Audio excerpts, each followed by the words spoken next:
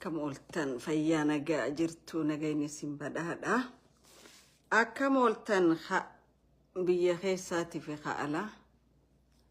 Bineensa gaarii illee nagayni biraa jiraatu yennagaa.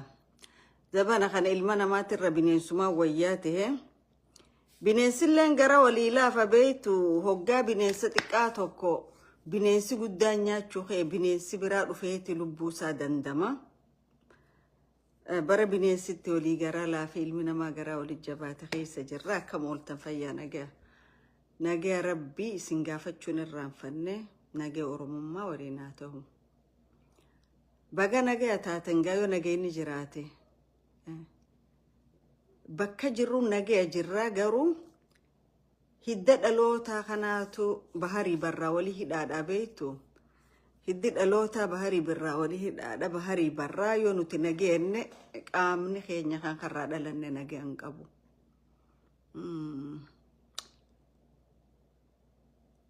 Nuuf goobanaati rabbi rahmataa godhu fi bara Suudii jiru. Sirba tokko sirbe yaa galaana jiru fuutee namaan deemta fedhiitii yaalaaltu. Tanteetiif ni jeeta goojoonan jaarradhe dhuftee narra diidaa. Dur galaana goojoo namarra diigaa arra warra mootummaa jedhutu goojoo namarra diigaa. Milishiyaan goojoo hiyyeessaa diigaa. Mootummaan federaalaa goojoo hiyyeessaa diigaa. Mootummaan Oromiyaa qajan goojoo miskiinaa diigaa. Kantiibaan goojoo hiyyeessaa diiga. Hiyyeessi rabbi malee umaan qabu jaanduru. Hiyyeessa rabbumaa dirmataaf. Oromoodhaaf rabbumaa dirmata. Arra wooma lamaan jechuu barbaada. Wanni lameen tokko waan Oromiyaa bahaa naannaa cinaasanitti itti gaafataman zoonii godhaa jiru zoonii hoggaan jiru itti gaafataman security zoonii bahaa Oromiyaa keessaafuu Harargee bahaa ka qubsumtisaa Gursum ka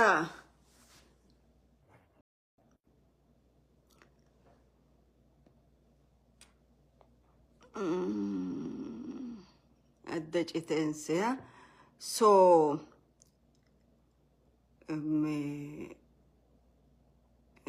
duraan Harargee bahaa kun godhaa jiru jechuudha karaa Gursum. Namni kun nama dhalataan Ogaadeeni garuu Oromoo fakkaatee Oromoo keessa jiraatee Oromoo irratti daba inni dalagu jiru xiqqoo walii ibsina. Karaa kaanii ajjechaan artistoota Oromoodha sirna bilisiginnaa kana keessatti maaliif heddummaata? Eeguma mootummaan kun dhufe artisti afraffaati ha amma ajjeefame. Ajjechaan magaalaa Finfinneetun maaliif artistootaa fi hayyoota Oromooti irratti xiyyeeffate? Atarniin du'u Oromoodha, doktorri ajjeefamu Oromoodha, artistiin ajjeefamu Oromoodha, hayyoonni beekamoon naannawaa sanitti ajjeefaman Oromoodha. Maaliif kallattiidhaan Oromoo irratti xiyyeeffate?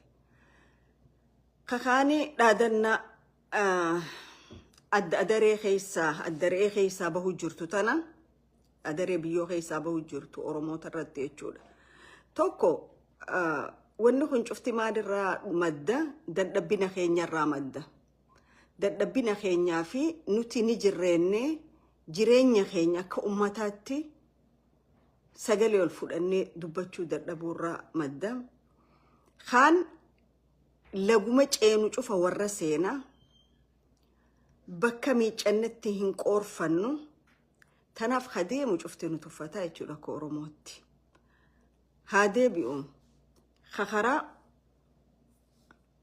diigomiinsa manaatti. Arra Oromiyaa yoo laaltan guutummatti kamanni irra diigamaa jiru dhala Oromooti. Kalafarraa buqqaa jiru dhala Oromooti. Ka ajjeefamaa jiru dhala Oromooti. Hegereen Oromoo maal tahuu danda'e jedhee Oromoon taa'ee ifi mari'achuudha qaba. Naannawa cufatti bahadhi akka bakibba. Kabadu jiru lafaanis ummataanis aadaan illee baduu deemu ummata Oromoo ta'e mul'ata jechuudha. sabni hayyuu karatti isa deebisuu hin qabne, sabni hayyuu fala isaa dhoowwisiisuu hin qabne, sabni gattaa'ee haram deemu jirra je'ee wal mari'atuu hin dandeenye sababa durraa hin deebine jechuudha. Arra Oromiyaa keessatti gaafa dardargeessi Oromoo, shamarran Oromoo rasaasa dura dhaabbatanii mootummaa wayyaanee Tigraay galchan warri arra nurra dhaadatu kun tokkon turre jechuudha. Numaatu Oromumaatu dhiigaa fi lafee cabsee sirna odoon ta'in warra yeroo sanii buqqaasee jechuudha. Warroonni arra Oromoorra dhaadatan kun tokkon saa lafarran turre. There was nowhere. Arra warrootan kanaatu Oromoorratti diigomiinsa lafaa, diigomiinsa manaa, tuffii ummata Oromoo, arraba ummata Oromoo irratti gabbee haqachaa jira jechuudha. Maaliif tuffatamnee inneef gaafannee beeyna? Maaliif sadarkaa kanatti biyya Itoophiyaa ja'an san keessatti kadeemu Oromoo irratti hancufatu fa'aa inni wal gaafannee beeyna? So, sabni kun akka sabaatti wal gaafachuutu irra jiraata. This is very serious matter jechuudha. Wanni kun waan akka laafa laalanii bira dabranii miti. Okay, kaakaraa kaaniitiin jaaga ammaas. Kaakaraa kaanii amma artistoonni numa ajjeefaman amma edaas tokkotu ajjeefame. Yeruma hunda Oromoon artistii isaa kaan hoteelatti ajjeefama, kaan manatti ajjeefama. Artistoonni Oromoo jalqabarraa ilaa hanga amma ka ajjeefamaa dhufe kun namni isaan ajjeese kun maaliif arkamuu dhaba? Namni isaan ajjeese kun maaliif seera dhihaachuu dadhaba? Amma artistoota kana hoggaa laaltu sirba isaan sirban keessa deebi'aa laala. Amma artistiin edaa sirbe ajjeefame kunis hoteela keessatti sirboota inni sirbe saniitu laata mootummaa kana quuqa, laata sirna kana quuqa, onne dhawata Oromoo qaba. Akkamitti artistii tokko hoteela inni kireeffatee seenee bulu keessatti seenee ajjeefame eenyu bantuu qaba? Eekami biseen soo kana ka godhu jiru sirnuma saniin jaan. Sirnuma saniin jaan maaliif artist tara dhufa kun tuuriidhaan deema naannawee deema taratti jechuudha. Kana booda artistiin Oromoo ka Oromoo jee sirbe ka Oromiyaa jee sirbe cufti laayina kanarra jira jechuudha. Haga mootummaan ku kara ifii fedhutti artistoota kana sheeppi godhattutti guyyumarra artistiin Oromoo du'a jechuudha. Kun afraffaadha moo shanaffaadha jechuudha. Warra duraatis namni gaafate hin jiru, warra amma du'ees namni gaafate hin jiru, looyeroota Oromoo ka ajjeefame namni gaafate hin jiru, doktortitti Oromoo tamana leenca gurraachaa keessa ajjeefame. Walumaa gala duuti Oromoo raga jecha Oromoo raga nam tokko namni gaafatu hin jiru jechuudha. Oromoon duun waa takka keessa hin jiru jechuudha.